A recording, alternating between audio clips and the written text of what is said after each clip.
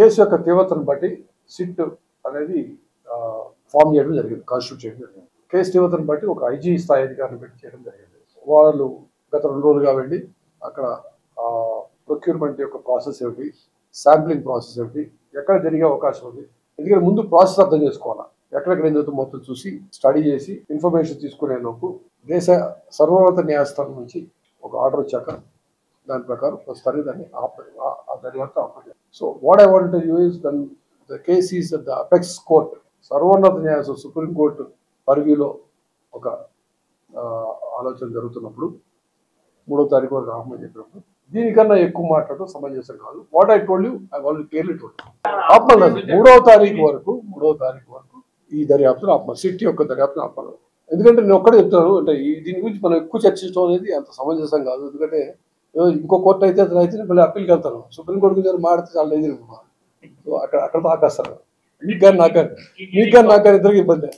నాకు తెలిసి ఏమిటంటే వాళ్ళ ఒక ఇంటర్నల్ ఎంక్వైరీ చేశాక, అంతర్గతంగా ఒక ఎంక్వైరీ విచారణ చేశాక ఒక కంప్లైంట్ ఇచ్చారు.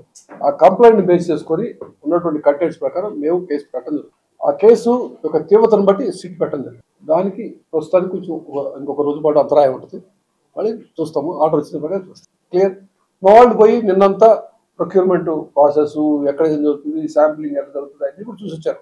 ఎట్లా తీసుకుంటారో ఏంటని చూసి వచ్చారు. సో దానికి సంబంధించి ఎలా చేయాలని we have a plan of action. మా వర్కింగ్ ఎప్పుడు కూడా I can assure you once again that we are very transparent in our work. పూర్తిగా పారదర్శకంగా ఉంటుంది.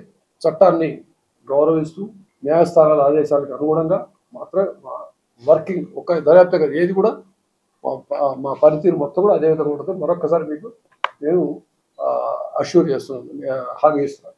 ఇన్వెస్టిగేషన్ అనేది పారదర్శకంగా ఉంటుంది, చట్ట ప్రకారం మాత్రం ఉంటుంది. ఇదే కాదు, ఏ కేసైనా కూడా I can assure you on that. Like do it correctly. ఎవరిని తప్పట్టాలని, ఎవరిని ఎక్కించాలని చేస్తే ఇప్పుడు ఉండదు మా దర్యాప్తు. ఏ కేసు కూడా ఇదే కాదు, ఏ కేసు కూడా ఉండదు. That I would like to tell you once again. Will go purely as per law and we have all adherence and with all adherence to the orders of the various courts. న్యాయస్థానాలు ఇచ్చేటువంటి ఆదేశాలకు అనుగుణంగా తర్వాత చట్టాలకు అనుగుణంగా మాత్రమే పనిచేస్తాం. ఒక మ్యాజిస్ట్రేట్ కోర్టు దగ్గర నుంచి సుప్రీంకోర్టు వరకు అన్ని కోర్టులు నేను గౌరవించాలి, as simple as that. So once information comes to me, I have to go by what ever the court says.